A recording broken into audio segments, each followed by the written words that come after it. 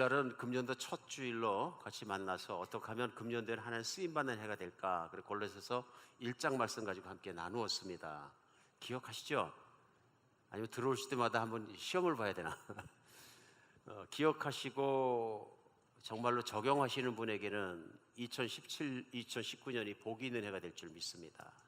복은 다른 것이 복이 아니고요, 하나님이 주기 원하시는 그 약속의 복들이 내 인생 속에서 이루어지는 것입니다. 그래서 말씀은 기억 안 나신 분들은 희망이 있습니다. 이번 주에 한번 더 들으시기 바랍니다. 그러시고 하나님 말씀을 잘 심었으면 좋겠습니다. 그래서 말씀대로 사라지는 복, 이게 진짜 복입니다. 쓰임 받는 거거든요. 쓰임이라는 건 다른 것이 아니라 하나님 뜻대로 움직여지는 사람에게 일어나는 복이거든요. 오늘은 그래서 지난주에 아쉬움이 있어서 이번 주에 연속해서 하겠습니다. 더 쓰임 받는 방법. 지난주에 이어서 오늘은 2 이렇게 생각하시면 됩니다. 본문은 다릅니다. 그러나 성경이 한 방향을 지향하고 있기 때문에 그런 것을 찾아내는 것은 어려운 것이 아닌 것 같습니다. 그러나 오늘 말씀을 통해서 실제로 내가 똑같은 인생을 살면서 내 인생이 더 하나님 쓰임 받는 방법이 무엇일까 하는 것이 딱 붙잡아졌으면 좋겠습니다. 그렇죠? 인생은 2가지로 크게 표현할 수 있는 것 같습니다. 내가 그냥 막 살아가기 때문에 내 마음대로 살아서 쓰임 못 받는 인생, 하나님 손에 붙들려서 쓰임 받는 인생. 그리고 오늘 말씀이 정말로 똑같은 인생을 한번 살아가면서 어떻게 살아계신 하나님을 만나고 그분의 쓰임을 받느냐 하는 것에서 우리 심지 깊게 딱 자리 잡는 시간이 되었으면 좋겠습니다. 오늘 말씀은 요한복음 14장입니다. 물론 요한복음 14장은 요한복음 13장 다음 장입니다. 아니라 그럴 사람은 아무도 없죠. 근데 왜 13장이 또 말을 해야 되느냐 하면은 13장 처음에 보면은 예수님께서 제자들을 떠날 때가 가까이 온 줄 아시고 제자들을 사랑하시되 끝까지 사랑했다고 시작합니다. 그래서 그 상황을 우리로 하여금 가늠할 수 있게 만들어줍니다.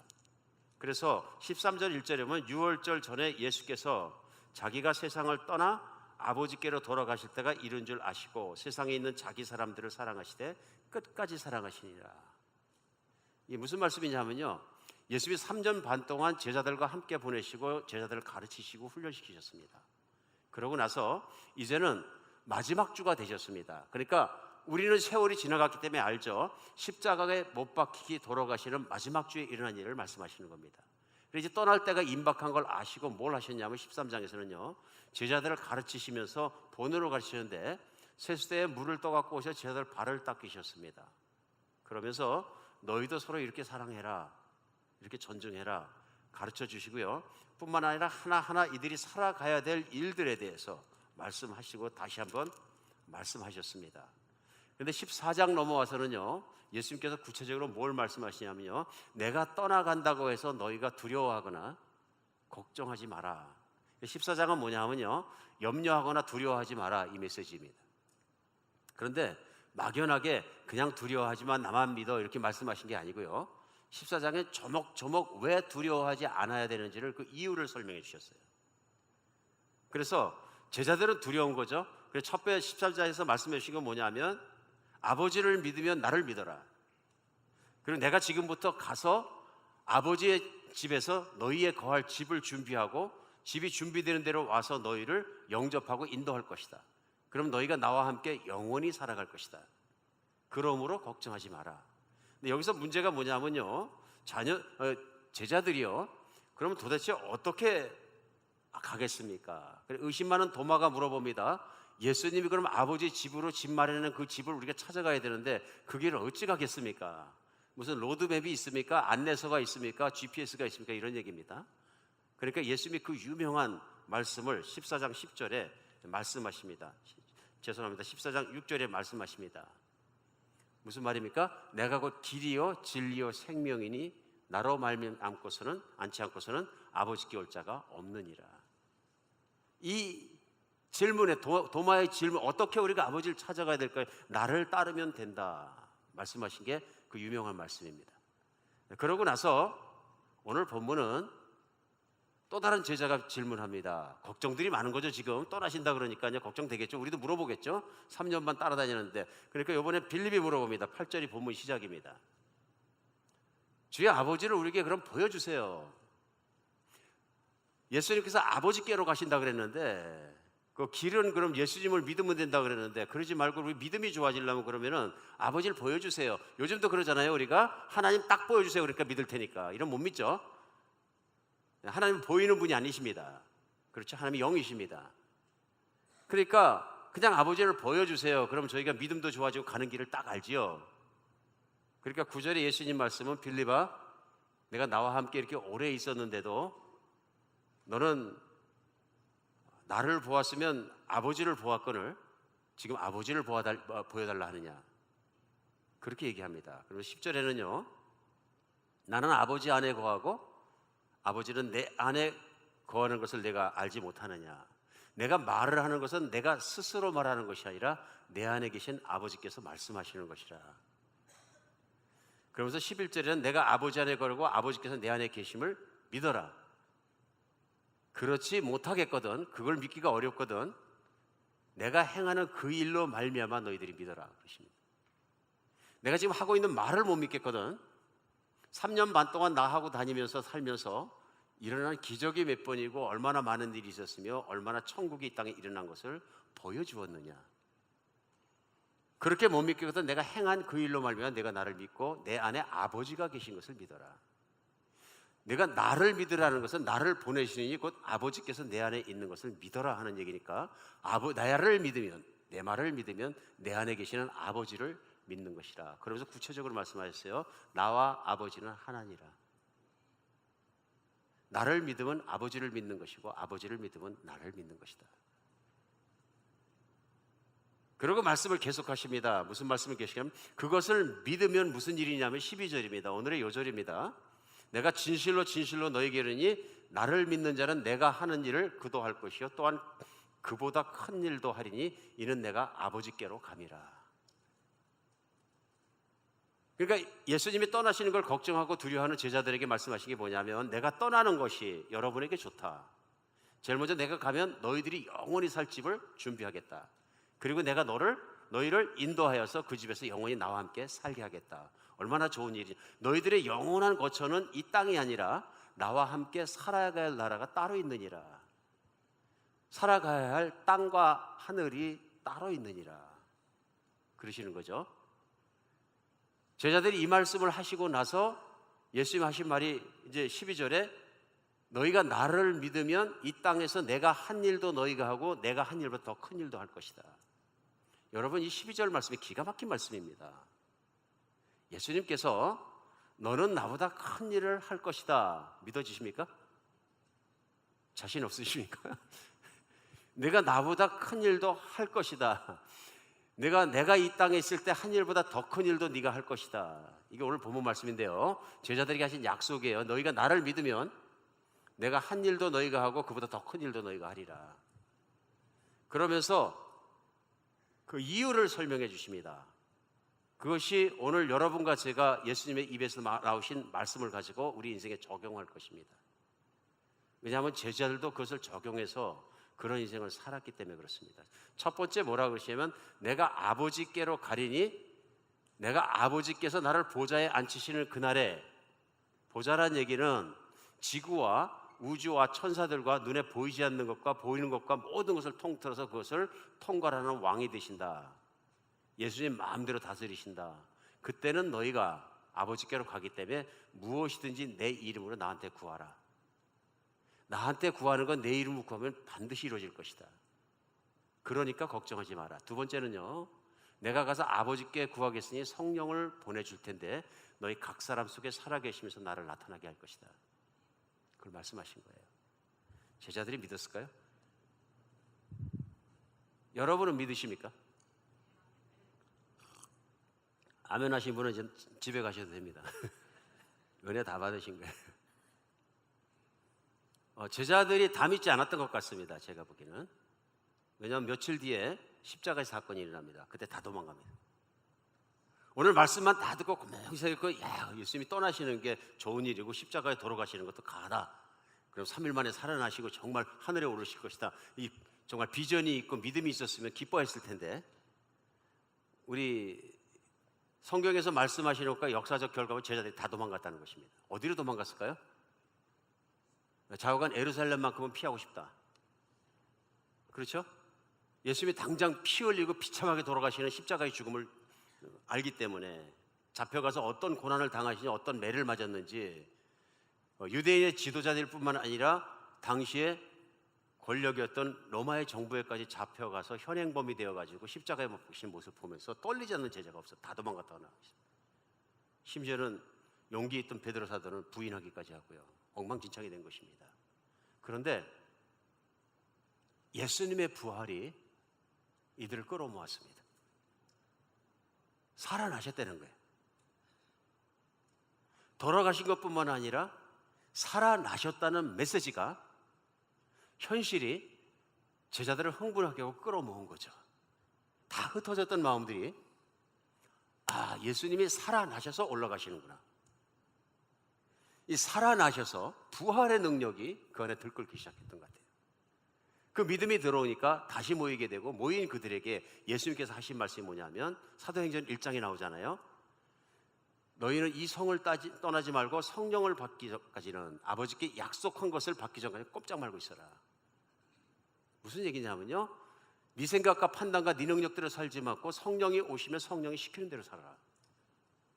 내가 시키는 대로 3년 반을 나를 따라 사는 것처럼 성령이 오시면 너희 각자의 마음속에 계실 것인데 내 몸속에 계시는 성령의 말씀만 따라 살아라, 이런 얘기입니다.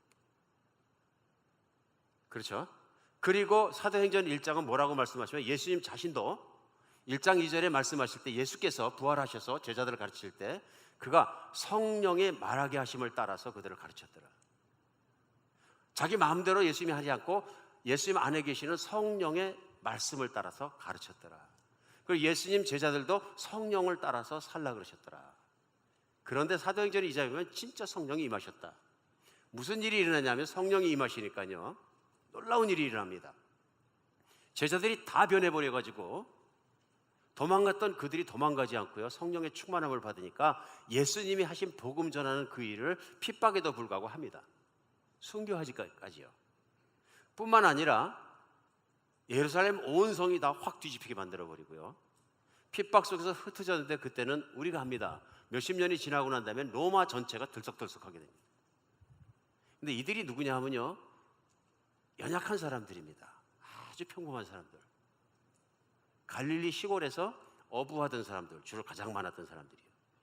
촌사람들이고 무식한 사람들이고 막노동하는 사람들입니다. 어부, 학교도 다니지 못했고요, 세리들, 비천한 직업이라고 그 당시에 죄인이라고 상종도 안 하던 그런 직업으로 연명하고 있던 사람들입니다.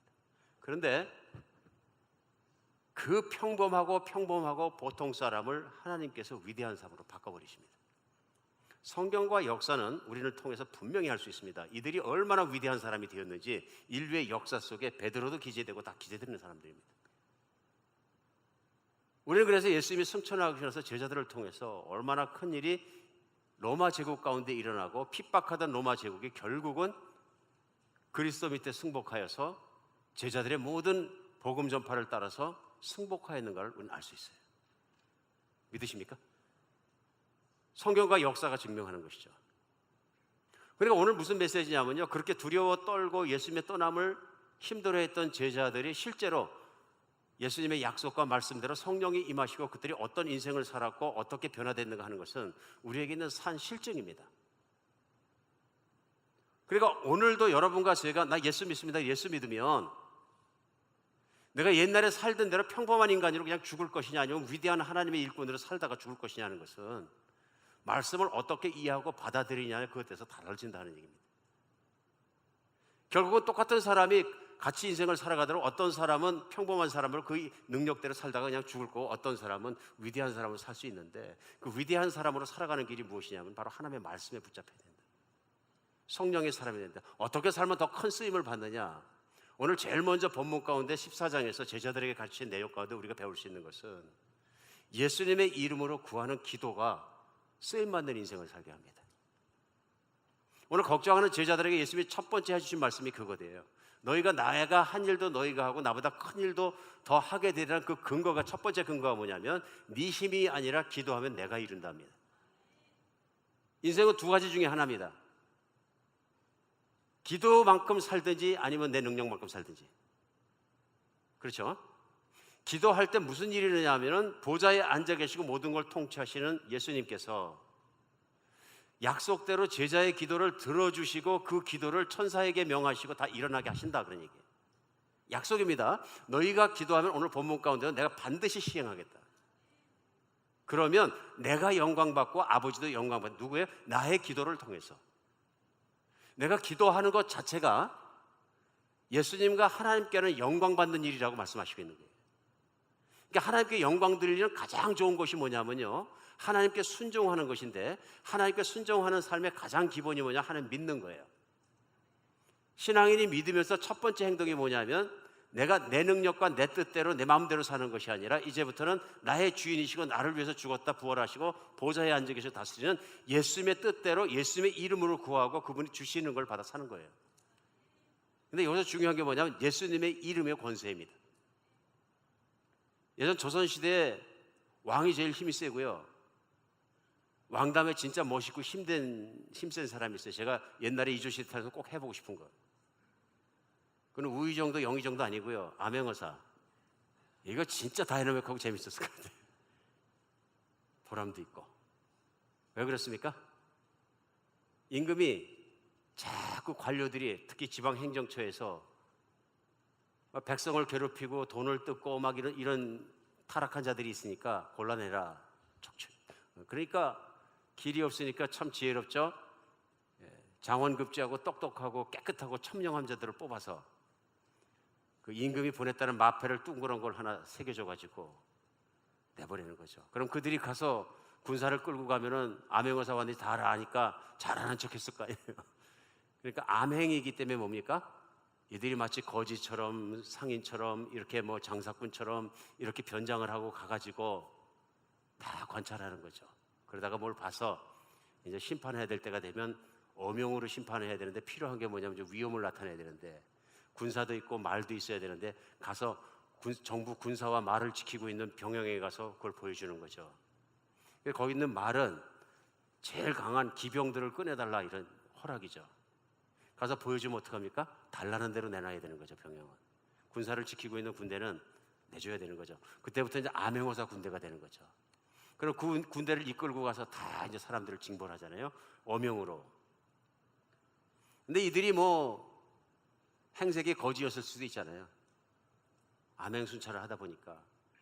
그럼 웬 머리도 뭐 몇 달 안 감고 막 그냥 수염도 길고 막 옷은 다 떨어지고 그런 거지가 와가지고 마패를 보여주면서 군인 한 1000명하고 말하는데 내놔라. 그럼 병영을 지키는 장군이 이렇게 보다가 아이고 행색을 보아하니 마패가 가짜 같다. 안 도와주면 어떻게 됩니까?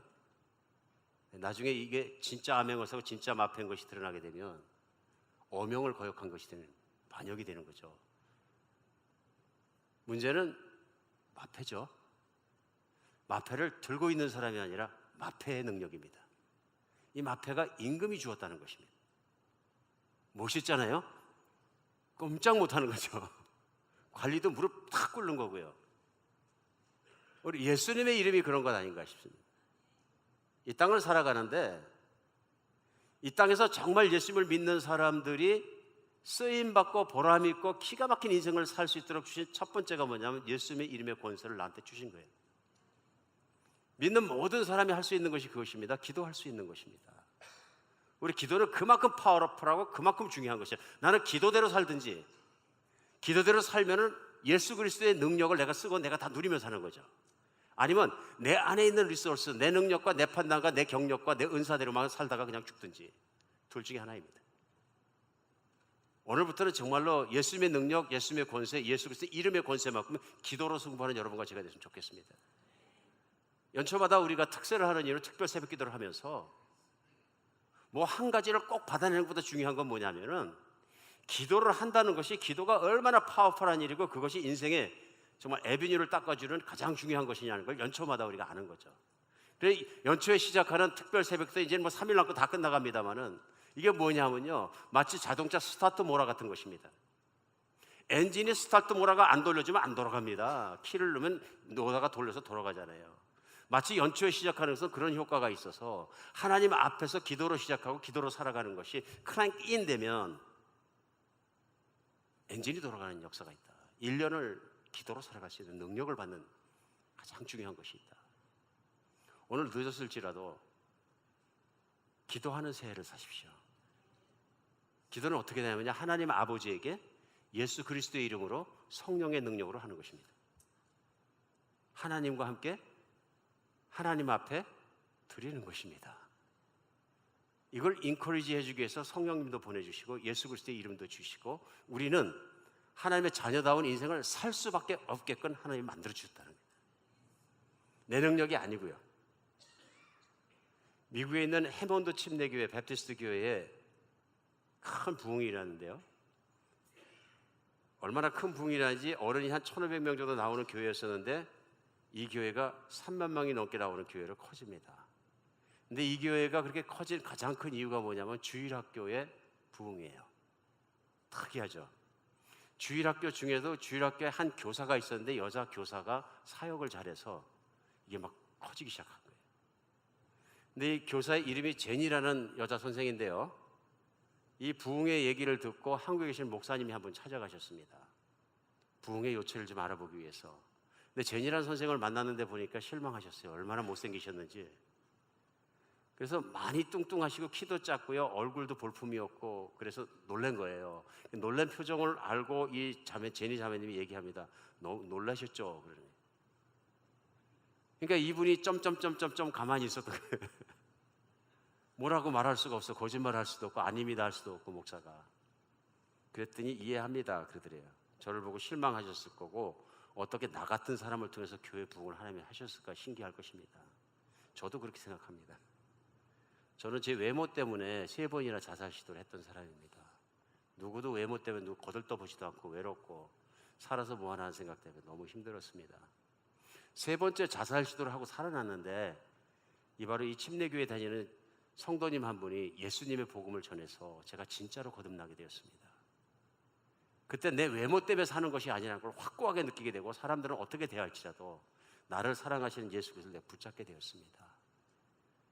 그 은혜와 사랑으로 내가 교회를 섬기고 싶은데 섬길 은사도 없는 것 같고 마땅치 않아서 어떻게 하다가 주일학교 교사 되겠다고 사인업을 했는데 우리도 오늘 사인업 하죠. 그때 신기한 일이 일어났습니다. 주일학교 들어가서 유치부를 담당하게 되었는데 유치부 선생님을 하면서 보니까 너무 깜짝 놀란 게 뭐냐, 유치부 아이들은 외모로 사람을 보지 않는다는 겁니다.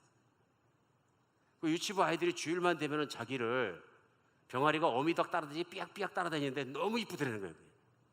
자기 인생에 자기를 좋아해서 사람이 따르는 건 처음이었고 와 나를 따라오는 사람도 있구나 하는 것 때문에 너무 신나져갖고 자존감도 회복되고 기쁨이 회복돼가지고 아이들 때문에 상처가 과거에 다 치유돼 버렸대요. 하나님께 너무 감사해서 이 유치부 아이들에게 정말로 하나님 은혜를 끼칠 수 있는 방법이 뭘까요? 그때부터 진짜 진실하게 기도하기 시작했다. 열심히 기도하고 난 다음에 하나님께서 주시는 생각이 있어서 그 생각들을 노트에 적었다. 기도하고 나면 적고 기도하고 나면 적고 그래서 그대로 가서 하나님 말씀과 순종해서 유치부 아이들에게 적용했다. 그렇게 가르치고 그랬더니 이 아이들이 변하기 시작하고 부모들이 알기 시작하고 유치부가 막 커지기 시작했다. 그래서 책임이 늘어나고 주일학교를 담당하게 되고 막 그러는데 감당을 못해서 그때마다 기도하면 하나님께서 시키신 대로 적어서 따라했더니 주일학교가 막 부흥하기 시작하고 교회 전체가 복적복적 부흥하기 시작했다. 그러면서 이 자매님 하신 말씀이 이겁니다. 성령님이 다 하셨어요. 저는 능력도 없고 못생기고 아무것도 못하는 사람인데 성령님이 다 하셨어요. 우리가 살아갈 때 내 능력대만큼 사는 방법이 있고요, 내 기도만큼 사는 방법이 있습니다. 이 땅에서 딱 한 번 살아가잖아요. 한 번 살아가는 인생 동안에서 예수님 만나시고요, 예수님 만나면 예수님의 이름만큼 살아가는 여러분과 제가 됐으면 좋겠습니다. 기도하지 않는다, 기도가 차가워졌다, 이거는 기가 막힌 사인이죠. 무슨 사인이에요? 내 맘대로 살고 있다, 그런 건 아니겠어요? 내가 정말로 기도하기 때문에 주님을 따라가는 사람이 되었습니다. 그래서 우리는 기도하는 사람은 성령의 사람, 기도 안 하고 살아가는 사람은 육신의 사람이다, 이렇게 얘기합니다. 두 번째, 오늘 우리가 더 쓰임받는 인생을 살기 위해서 꼭 필요한 것이 있습니다. 그것이 뭐냐면 성령께 순종하는 믿음이 위대하게 살게 하고 쓰임받게 합니다. 첫 번째 거는 예수 그리스도의 이름을 믿고 하는 기도고요, 두 번째는 성령님께 순종하는 믿음. 예수님이 오늘 본문 16절에요. 내가 아버지께 구하겠으니 그가 다른 보혜사를 너에게 주사 영원토록 너희와 함께 있게 하리니 그는 진리의 영이라 세상은 능히 그를 받지 못하나니 이는 그를 보지도 못하고 알지도 못함이라. 그러나 너희는 그를 아나니 그는 너희와 함께 거하시며 너희 속에 계시겠습니다. 내가 가면 아버지께 구해서 성령을 보내실 텐데 그 성령이 너희 안에 사실 것이라. 그러면 나에게 순종했던 것처럼 너희 안에 계신 하나님의 성령에게 순종해서 따라가면서 살면 너희들의 능력의 인생만큼이 아니라 하나님의 능력만 나타나는 인생을 살게 될 것이다. 믿으십니까? 기가 막힌 말씀이죠. 그래서 오늘 내가 너희에게 해줄 말대로 너희는 내가 한 일도 너희가 하고 그보다 더 큰 일도 하는 인생을 살아낼 것이다. 이 말씀 그대로 제자들은 그런 인생을 살았습니다. 그게 성경 사도행전과 신약 성경의 뒤에 서신서에 이어지는 내용들입니다. 기도하고 그리스도 예수의 이름을 붙잡고 기도하고 성령께서 시키는 대로 따라갔더니 위대한 인생을 살았더라. 위대한 인생을 살았더라. 그런 얘기입니다. 이거 믿으셔야 되는 거죠. 그래서 오늘 말씀을 준비하다 보니까 요한복음 14장이 제자를 위대하게 만드는 기가 막힌 말씀이구나 생각하니까 최소한 4개 내지 8개 포인트 만들어서 한 4주에 걸쳐서 설교할 내용이 있다. 이렇게 느껴졌었어요. 아니면 한 번에 하려면 2시간 정도 하자.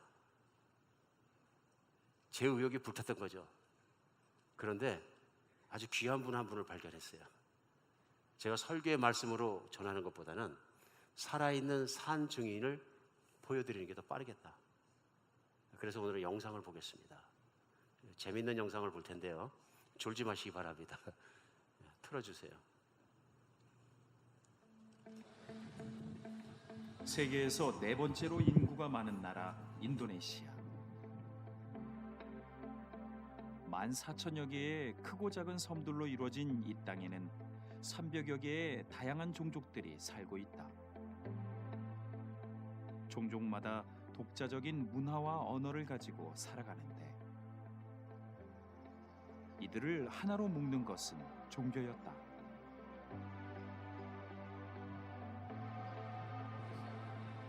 전체 인구의 약 87%가 이슬람교도일 정도로 영적 어둠이 짙은 이 땅. 세계 최대 이슬람 국가로 불리는 이곳이 바로 인도네시아다. 하나님은 이 땅을 살려낼 빛의 군사들을 양육하기 위해 학교를 세우셨다. 오늘은 특별한 수업이 있는 날. 이 신학교를 섬기는 이미애 선교사는 모든 학생들이 1년간 오지로 사역 실습을 다녀오게 하는데 사역 발표 시간은 흥미진진한 이야기로 가득하다.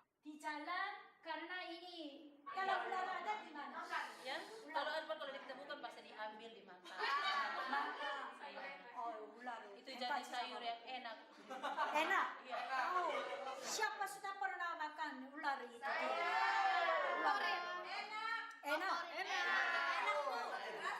Siapa sudah pernah makan kucing?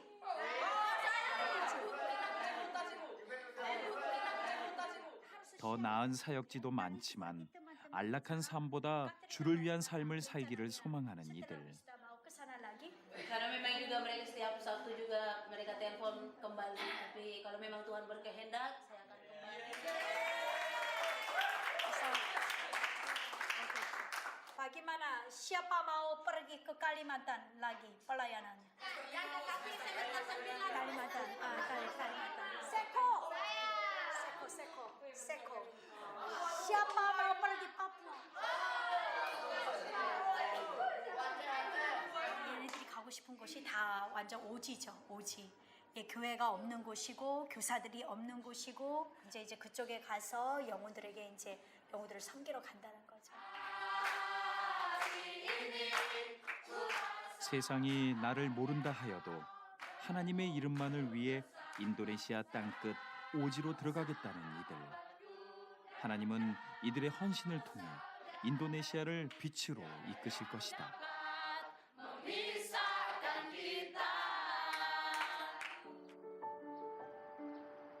이른 새벽 기숙사를 찾은 이미애 선교사. 우리 여기는 남자 숙소예요.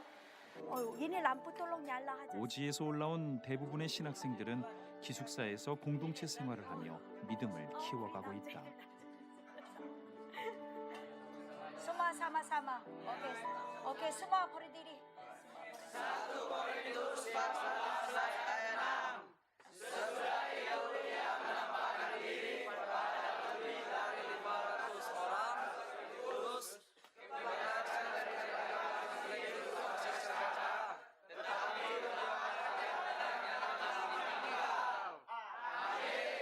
Masih ada ini hanya omong saja.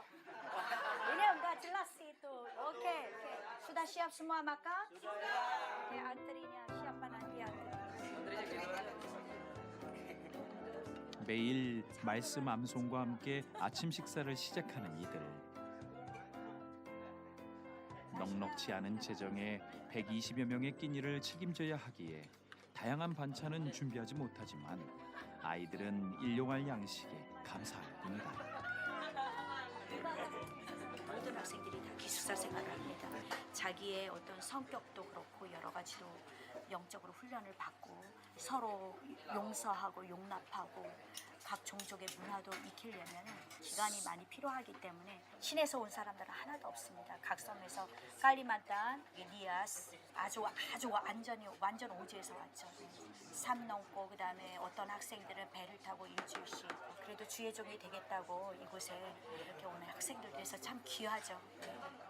Ini lemari ini siapa? Ini lemari siapa? lemari Ihsan? lemari Ihsan besar sekali ini. Mungkin uangnya banyaknya di sini. 이거 우리 학생 전용 옷장이래네. 자기네가 만들어가지고 왜냐면 옷장이 없으니까 이제 이 좁다 보니까 여기에 이 안에다가 바구니를 넣어가지고 이 자기 옷은 여기 밑에다가 관리를 해주고 있어요. 하지만 부족함 속에 학생들은 함께 사는 법을 배워가고 있다. Ini apa bagaimana ini? Apa setrika beli sendiri? Beli sendiri. Terus pinjamkan juga? Dia dipinjami, Bu. Oh, Ini 그래서 얘 돈으로 요에 저기 punya Goen ini. 가자. 오케이, Tuhan memberkati.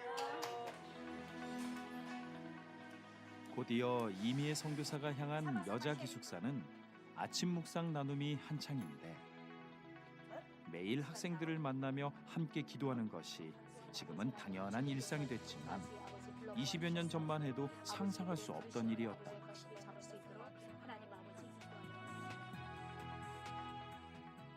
결혼과 동시에 인도네시아로 삶의 터전을 옮기고 평범한 주부로 평신도로 살아왔던 이미애 선교사. 하지만 섬기던 교회의 분열과 남편의 사업 부도로 힘들어하던 그녀에게 하나님은 선교사로 헌신할 것을 말씀하셨다.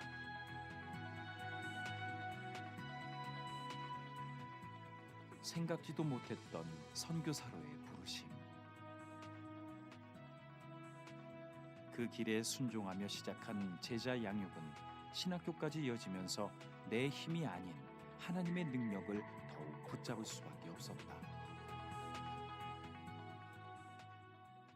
정말 한 산을 넘으면 그 다음 산이 또 있고 그 다음 산이 또 있고 이렇게 8명, 16명, 32명 지금은 현재 이 나가 있는 학생들 이제 몇백 명이 이제 되어버려지니까 그럴 때마다 어떤 물질적인 것도 더 공급이 되어야 되고 그럴 때마다 한 단계 더 이렇게 넘어갈 때마다 해야 할 일들이 더 많이 생기는 거죠. 근데 저는 스톱하고 싶고 저는 안 가고 싶은데 주님 너무나 힘듭니다. 그럴 때 내가 하겠나. Siapa mau minta dituakan, tolong minta dikuatkan oleh Tuhan. 인도네시아 복음화를 향한 하나님의 열심을 알기에 오늘도 믿음의 사람을 세워가는 이미애 선교사다.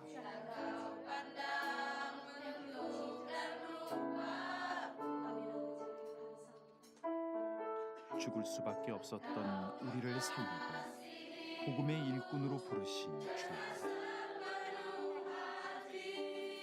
이 시간 간절히 기도하오니 이 땅 구석구석에서 우리는 죽고 예수 그리스도로 살게 하소서.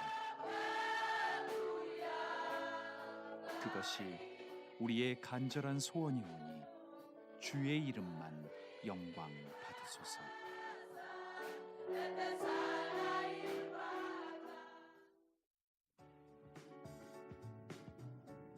오늘은 하나님의 일꾼을 만나기 위해 이미애 선교사 부부가 먼 길을 달려왔다. 이들을 기다리고 있는 것은 제자 이루환 목사다.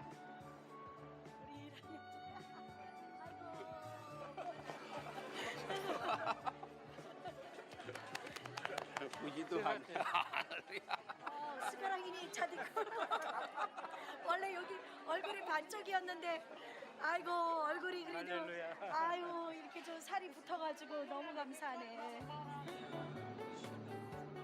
이루환 목사의 사역지까지 가려면 여기서도 꼬박 하루길을 더 가야 하는 긴 여정. 한때 조직에 몸담았던 이루환 목사가 변화되어 복음을 위해 수고하는 모습을 보는 것만으로도 그저 감사할 뿐이다.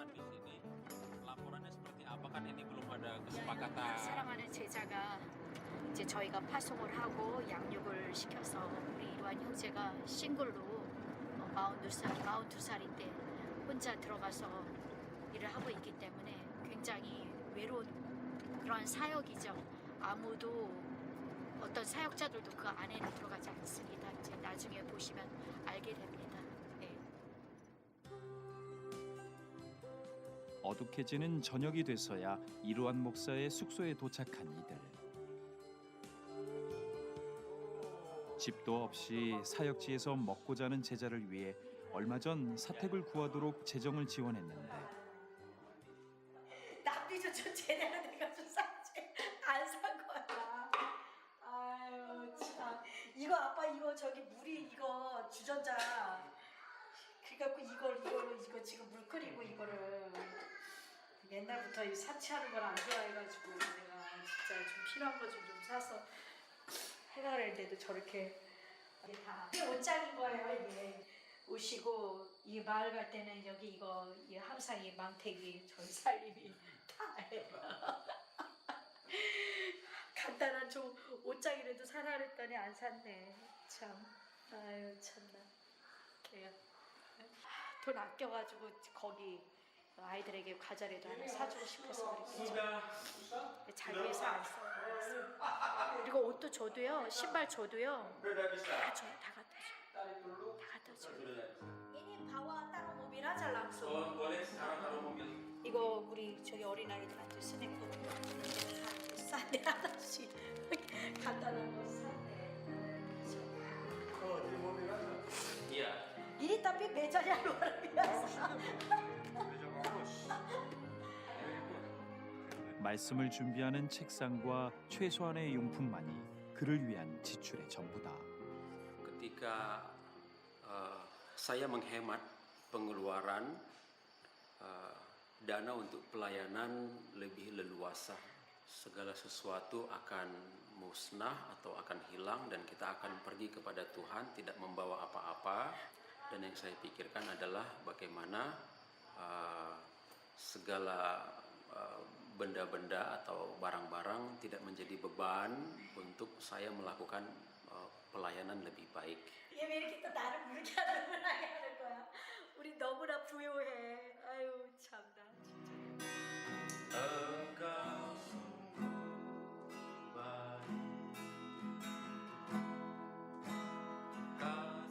한때 어둠 속을 헤맸지만 이제는 또 다른 생명을 위해 살아가는 이루환 목사. 이토록 한 사람을 온전히 변화시키는 것이 바로 복음의 능력이다.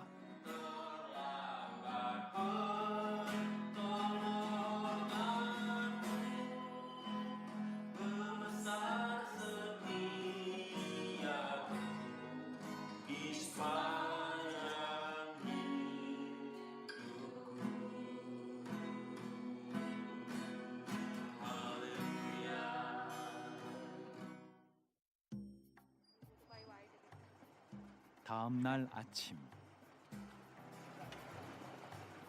오지에 있는 사역지에 들어가기 위해 빌려온 오토바이들을 챙겨 배에 탄 이성교사 일행.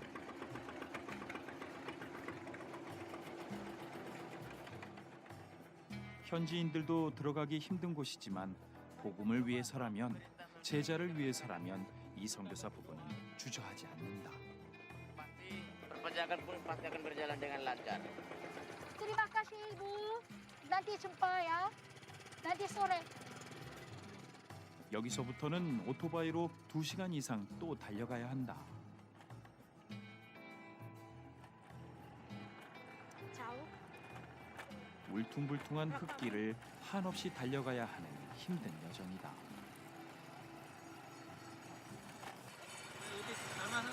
네, 갈만합니다. 네. 이 길은 너무 좋은 길이에요. 네, 산길이 아니라서 너무 좋은 길이죠. 단지 뜨거워서 그러지. 괜찮습니다. 이 길은 우리 이루한 형제는 걸어 다녔으니까요.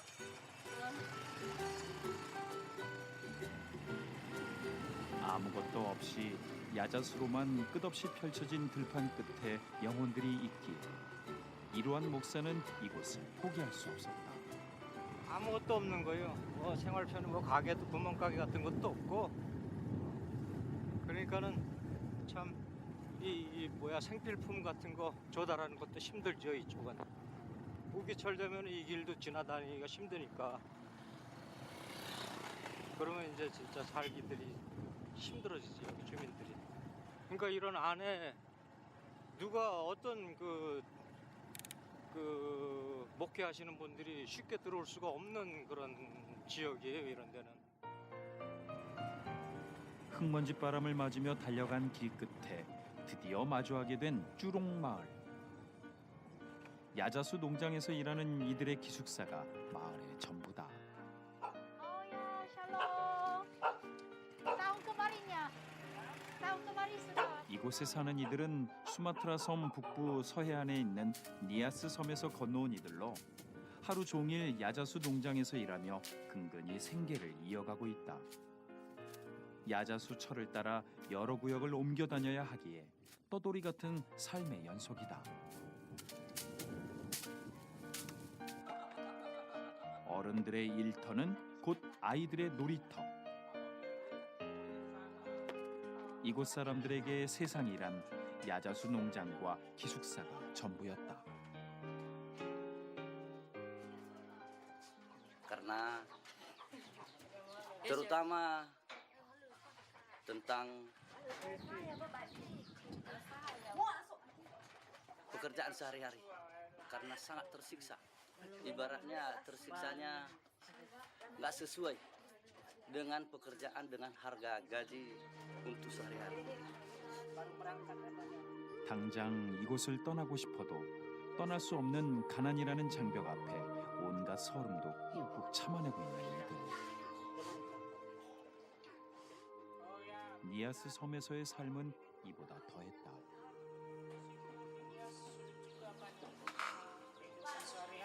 이 벼농사를 짓더라도 이 비료를 많이 줘야지 되는데 비료값이 워낙 비싸다 보니까 이거 뭐 어떤 그 수확이 없으니까 삶 자체가 어려운 거죠. 그나마 그 초콜릿 그 코코아 열매를 그렇게 해가지고 이제 말려서 팔고 그랬는데 지진난 이후로는 이 토양 자체가 다 달라져서 이게 뭐 수확 자체가 안 되니까 그래도 여기 와서 이렇게 사는 게 이들에게는 더 좋다라는 거죠. 예, 이렇게 힘들하고 열악해도.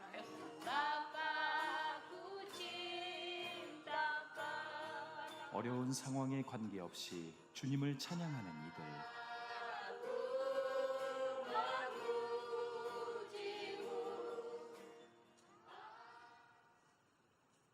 다 봤으면 좋겠는데 시간 관계상 이제 집에서 계속 보시기 바랍니다.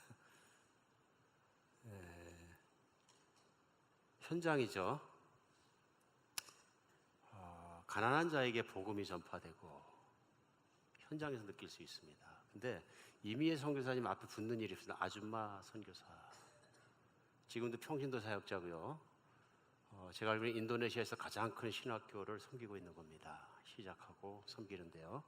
수많은 젊은 사역자들을 양성해서 파송하고 있고 놀라운 일입니다. 왜 더 놀라? 인도네시아는 전도하기 힘든 곳입니다. 지금도 모슬림이 87%이기 때문에 나라의 정부에서도 모슬림을 중심으로 움직이기 때문에 핍박이 있는 곳입니다. 선교사들 들어가셔서 절절맵니다. 한두 사람의 컨버트를 보기 위해서는. 그런데 하나님께서 믿음 있는 아줌마 한 사람을 쓰시는 겁니다. 그 스토리가 그렇습니다.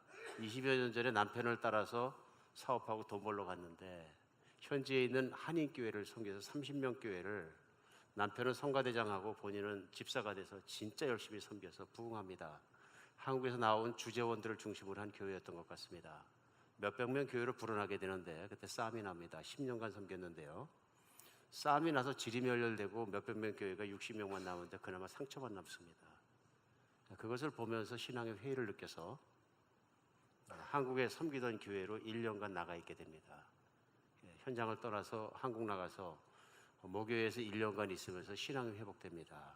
예수 그리스도의 복음 부활의 능력 거기에 다시 한번 붙잡히게 되고 이제는 이렇게 살지 말고 진짜 복음을 전하는 제자를 세워야 되겠다. 그래서 돌아와서 제자를 세우게 됩니다. 수년간 제자를 세워서 현재 몇십 명의 제자가 크게 되는데요.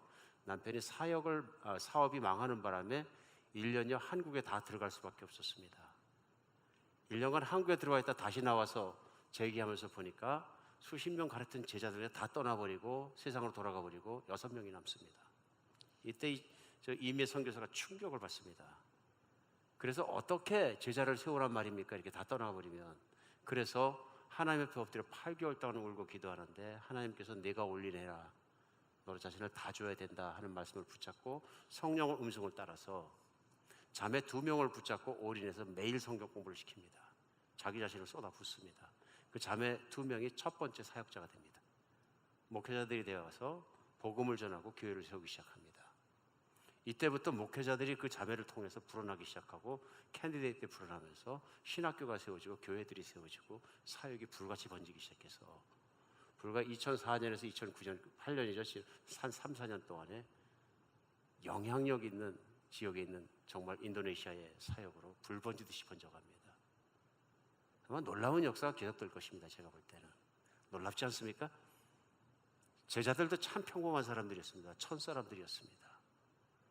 학문에 무식한 자들이고 사도행전은 그렇게 이들이 무식한 자들, 무학자이들이니 어떻게 이렇게 지혜롭느냐?